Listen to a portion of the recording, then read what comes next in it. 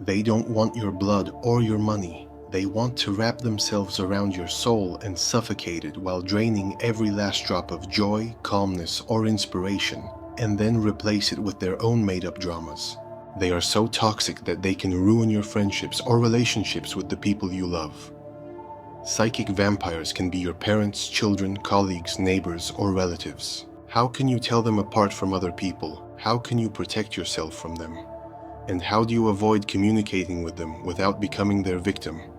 Sit back and learn everything you need to know about psychic vampires. Let's begin.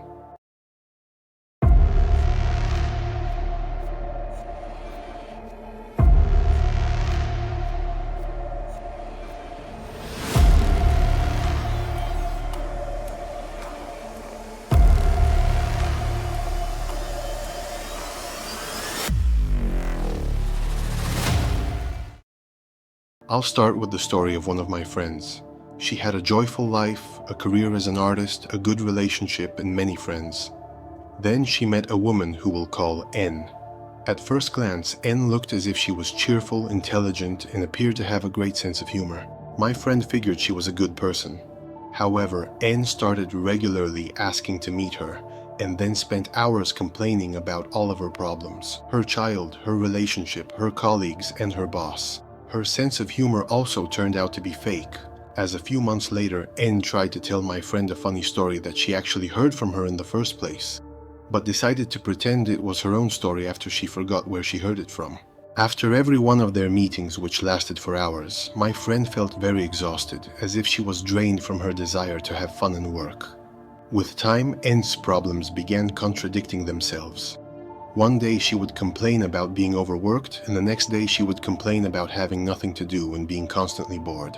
All of her past stories suddenly began having multiple versions, and it was becoming apparent that N was lying. Then my friend made a mistake. She told N that she knew she was lying and no longer wanted to speak with her. However, N didn't stop there. I'll spare you the details, but she tried to get my friend into some very bad situations in response to her attempt to politely get rid of her. This is a completely real story, which is meant to serve as an example of a psychic vampire.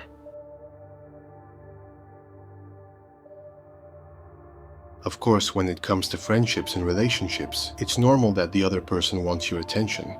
But when the person in question loves you or values you, they also care about you, not just themselves. If someone always bothers you with their problems, but never reciprocally takes the time to listen to what you have to say, that's one of the first signs you can use to recognize a psychic vampire. Your conversations with them usually revolve around them either being sick, mentally unstable, or treated badly by their romantic partner, colleagues, or friends. They make it seem like the whole universe is out to get them. Usually they say that they are suffering from something that hasn't been actually diagnosed by a medical professional and is incurable. Another common theme among such energy vampires is that their loved ones don't appreciate them and aren't grateful for everything that they're doing for them. This is the second sign you're dealing with a psychic vampire.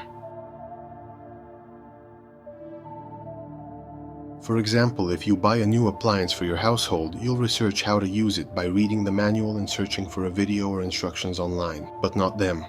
Instead, they will call several people, tell them all about their new appliance, and ask them how to use it. And if you make the unwise mistake of telling them to just search online, they'll tell you that they don't know how to do it or they don't know what to search for. Instead, they ask you to search it and explain it to them. They'll even have the same conversation with multiple people, one after the other, because their so-called difficulties are just another excuse to get attention from people. If, for example, you're trying to discuss a movie around someone who's a psychic vampire, they may instantly start talking about themselves and how this movie describes some part of their life or the life of someone they know. Whatever subject you pick for your conversation with them, they'll always end up turning it into a long monologue about themselves, because in the end, that's their favorite thing to talk about. Here you'll encounter all sorts of variations, but all of them revolve around them being extremely special and irreplaceable in some way. Some of them claim to have a very deep and personal relationship with God, and God is always ready to help them or punish their enemies. Some of them say they're smart, extremely and unfathomably smart, infinitely smart, something like the sum of Einstein, Nikola Tesla, and a few Nobel Prize winners at once.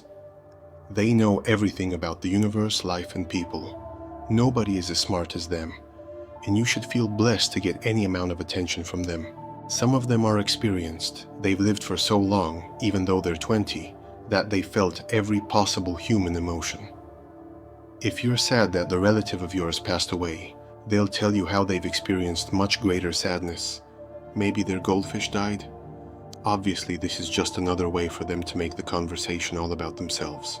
If you're getting promoted at work and you share the news with them, they will not be genuinely impressed, although they may act like it. In school, they got a participation trophy, so they know what it's like to be proud of your achievements.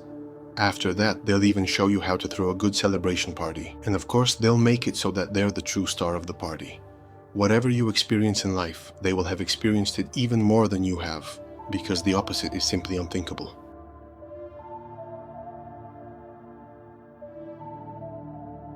It's typical for energy vampires to put you on the receiving end so that you can be indebted to them. For example, it's Christmas time, and they decide to come and bring you an expensive gift in the hopes of getting you to spend all of your time with them so that you will feel bad if you try to turn them away and tell them you have other plans.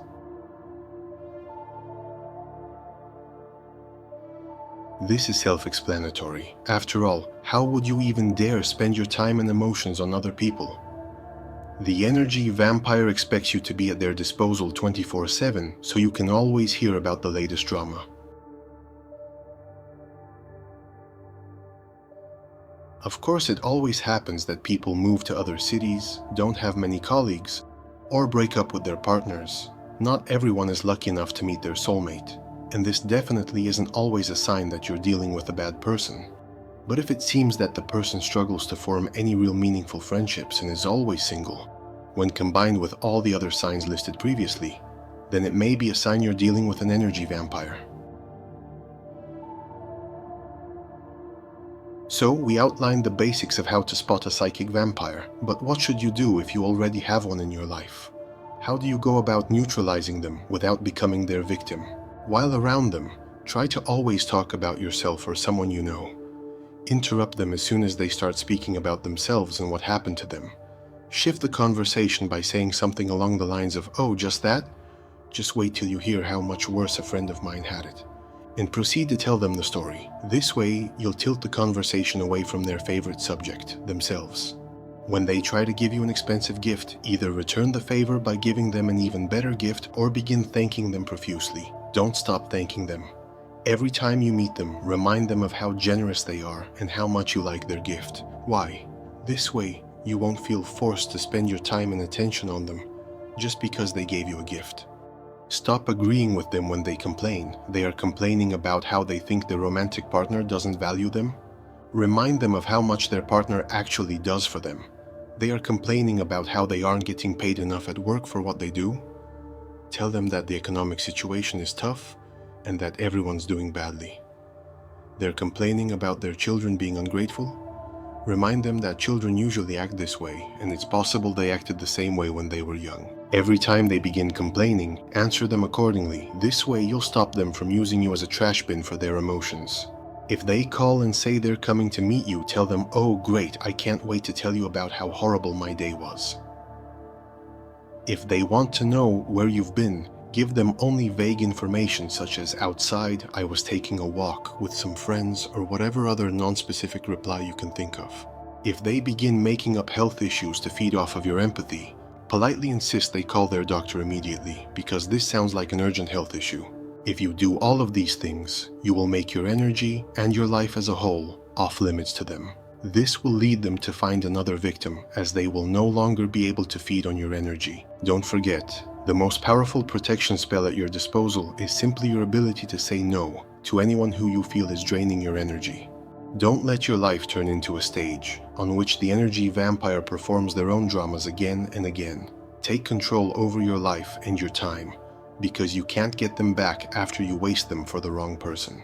Live it in a way that every moment of it is filled with emotion. Regardless if that emotion is good or bad, at least make sure it's yours alone.